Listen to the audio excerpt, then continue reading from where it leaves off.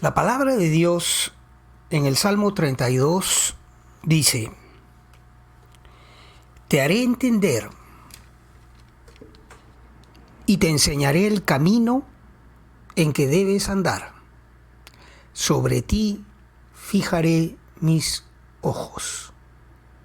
Qué linda promesa de Dios. Te haré entender.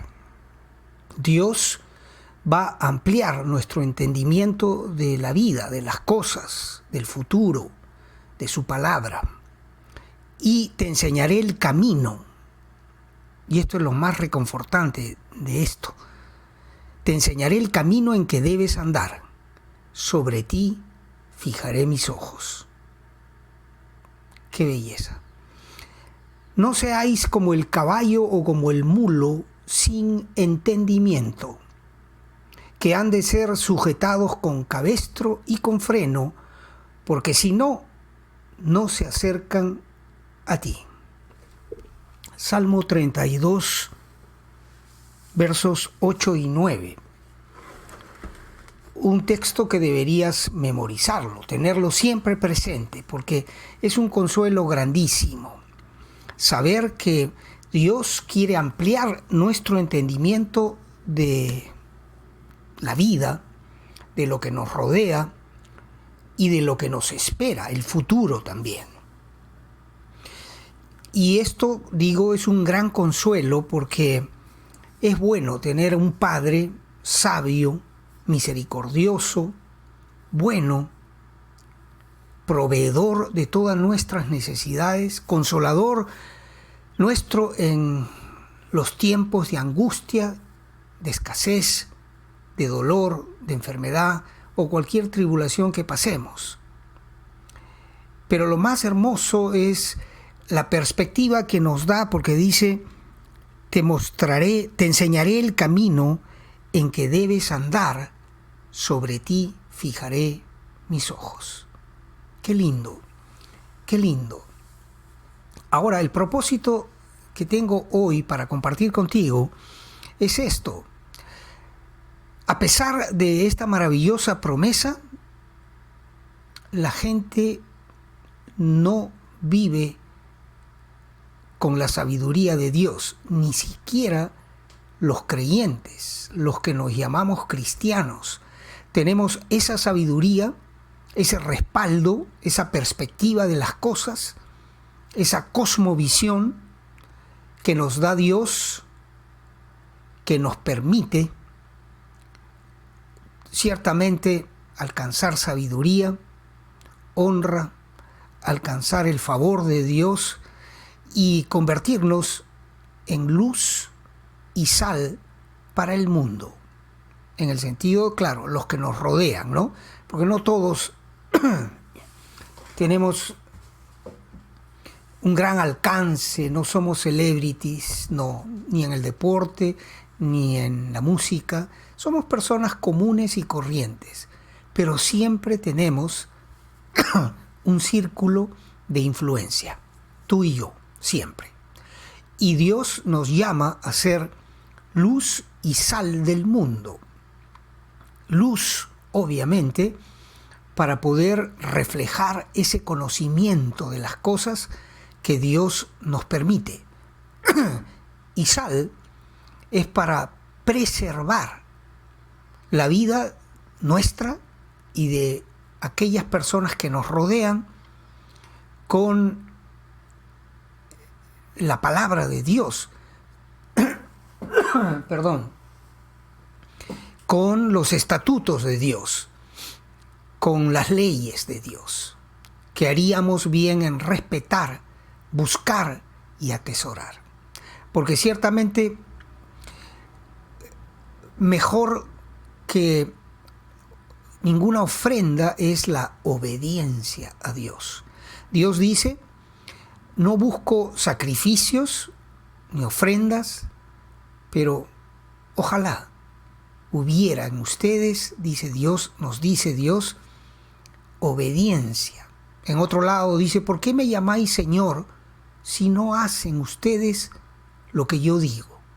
¿Qué es eso de llamar Señor a Jesucristo, a Dios, y no obedecer su palabra, o peor aún, ni siquiera tener contacto con ella.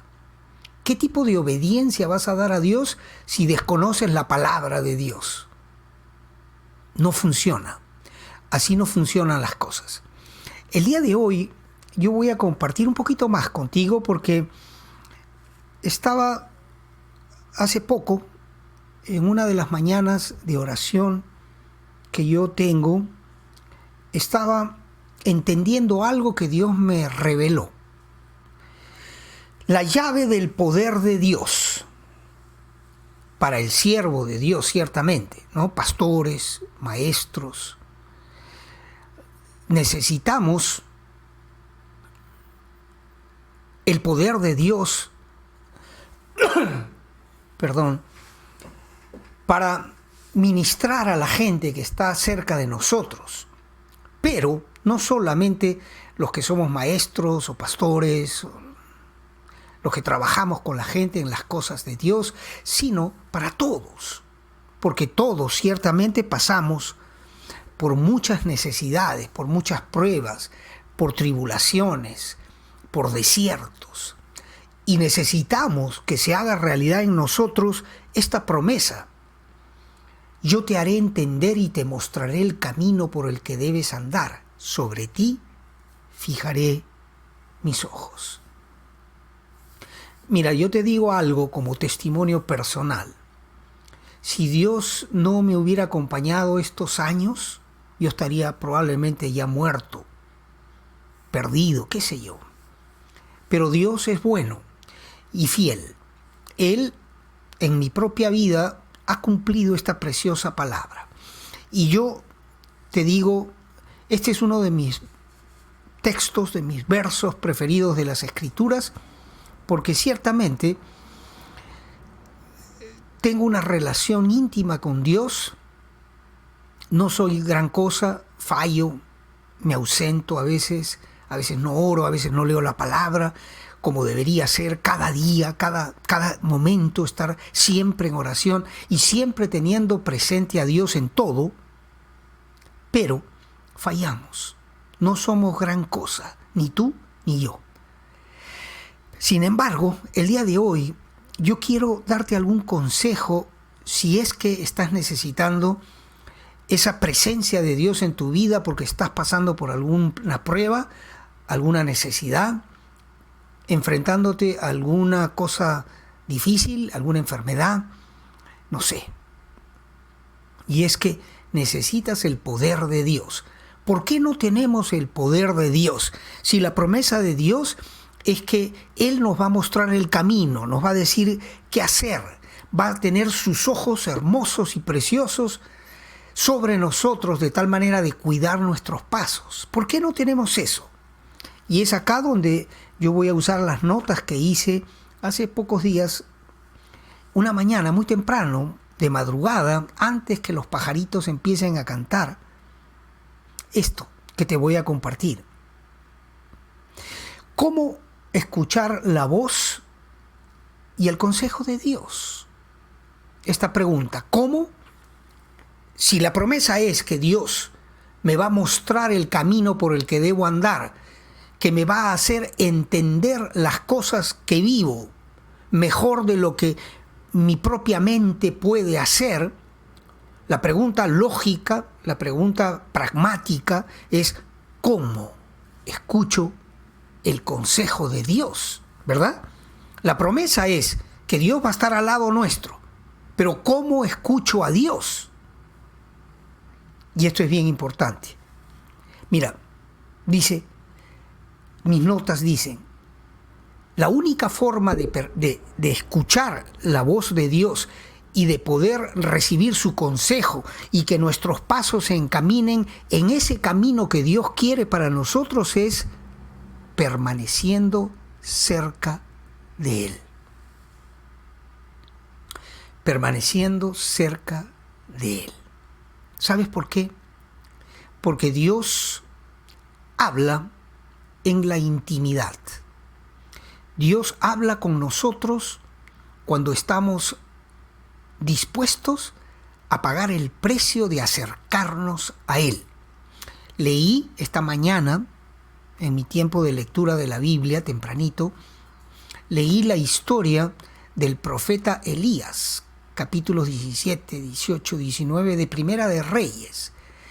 Tremendo siervo de Dios, un episodio en el que Elías narra y le dice al rey Acab: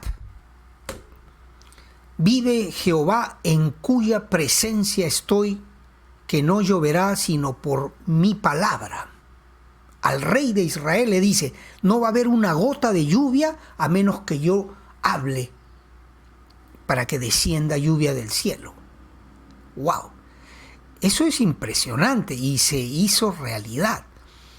3 años de sequía. El rey Acab manda a Abdías, uno de sus sirvientes, uno de sus siervos y un hombre temeroso de Dios, a que busque donde haya un manantial, o históricamente donde hubiera habido antes un manantial, a ver si encontraba algo de hierba para darle a los caballos y a las bestias para que no mueran. Así de grave era la sequía que estaba viviendo Israel. Y en ese contexto, Elías, voy a hacer la historia breve porque si no este video duraría 1 hora, pero Elías se encuentra con Abdías, este siervo de Acab, el rey, y le dice: dile al rey Acab que voy a ir a presentarme delante de él para hablar con él acerca de este tema. Y Abdías se asusta y dice: hace 3 años que te estamos buscando por todo lado. ¿Cómo me mandas al rey a decir eso? ¿O quieres tú que el rey me mate cuando yo abra mi boca para decir me acabo de encontrar con Elías? El asunto en breve es este. Elías convoca a través del rey, por supuesto, a todo el pueblo de Israel para decirles: ¿hasta cuándo claudicaréis entre 2 pensamientos? Si Baal es el Dios, seguidle. Y si Jehová es el Dios de Israel, seguidle a él. Y establece una competencia. Te lo voy a contar, ojalá pueda ser breve para luego darte otros 2 consejos prácticos para tu vida, de tal manera que el poder de Dios y el consejo de Dios pueda fluir en ti. Mira, Elías reúne a 450 profetas de Jezabel, la esposa del rey Acab, una bruja terrible, horrible, terrible, y les dice: mira, escojan ustedes un buey, yo también voy a escoger uno, prepárenlo para la ofrenda, córtenlo en trozos y oren a su Dios, Baal, para que descienda fuego del cielo y queme la ofrenda. Yo haré lo mismo de mi lado, invocando a Jehová, el Dios de Abraham, Isaac y Jacob. Y empiezan ellos primero, los 450 brujos, profetas de Baal, siervos de Jezabel, una mujer satánica, terrible. Y ocurre esto, que desde la mañana temprano empiezan estos 450 brujos a invocar a su Dios y a danzar y a gritar, y Elías los miraba, y ya como al mediodía, después de horas de que estos danzaban, se empieza a burlar de ellos y les dice: griten más fuerte porque es Dios. A lo mejor está dormido y no los puede escuchar, o ha salido a algún lado y no los puede oír, y se burlaba de estos profetas. Y estos se sajaban la piel probablemente en el cuerpo, como acostumbraban, dice la lectura. Tú puedes leerlo esto en tu casa, te lo recomiendo. Invocaron hasta la hora del sacrificio y nada consiguieron. Y entonces vino el turno de Elías, un hombre de Dios, contra 450 falsos profetas de un falso Dios, de un Dios ciertamente satánico, Baal. Y Elías dice: antes echen agua a mi ofrenda para complicar más la prueba. Y echaron una y una segunda vez cántaros de agua sobre el buey trozado que estaba sobre el altar del sacrificio, y una tercera vez, de tal manera que la leña se había mojado y aún la zanja que Elías había hecho cavar alrededor se llenó de agua. Y entonces invoca Elías a su Dios y le dice: Jehová, para testimonio a este pueblo de que tú eres el Dios de Abraham, Isaac e Israel, Jacob, te ruego, respondas mi oración y demuestres quién es el Dios de Israel, y desciende fuego que no solamente quema el sacrificio, sino que aún consume el agua que había en la zanja y aún las peñas. Una respuesta impresionante de parte de Dios. Y Elías manda al pueblo que se había convocado alrededor del rey y de él para este evento tan numeroso, tan grande, y les dice al pueblo: apresen a los brujos de Jezabel y llévenlos al río. Y allí Elías decapita uno por uno a los 450 brujos de Jezabel. Uno de los episodios más impresionantes de toda la Biblia, sin duda alguna. Perdón. Esto lo cuento de esa manera breve porque después, si tú sigues leyendo hasta el capítulo 19 de Primera de Reyes, vas a encontrar que Elías luego huye cuando Jezabel dice, Jezabel se entera por labios de su propio esposo, el rey Acab, lo que había sucedido y cómo Elías había degollado a sus 450 profetas. Y Jezabel jura y dice: mañana vas a estar igual que ellos. Lo amenaza de muerte al profeta, y el profeta Elías, el hombre más poderoso, creo yo, de las escrituras del Antiguo Testamento, por lo que acabamos de narrar, huye y se esconde y se sienta abajo de un enebro, de un árbol, y le dice: mátame, Dios, porque yo no soy mejor que mis padres. Y Dios lo reconforta, lo alimenta una segunda vez a través de ángeles, y le dice: levántate y ve a tal lugar, porque todavía te queda mucho camino por recorrer. Y luego, fortalecido con la comida que Dios le da, camina 40 días el profeta Elías hasta el monte de Dios, el monte Hebrón, y entra en una cueva. Y acá es donde quiero que empieces a prestar atención, porque en esa cueva Dios habla con él. ¿Qué haces?, le dice Elías. Y de Elías le dice: he tenido un celo vivo por Jehová, y he aquí que Jezabel me persigue para matarme. Solo yo he quedado.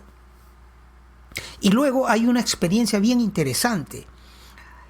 Dios le dice: sal de la cueva. Está recuerda, en el monte Hebrón, el monte de Dios, y se manifiesta Dios de esta manera.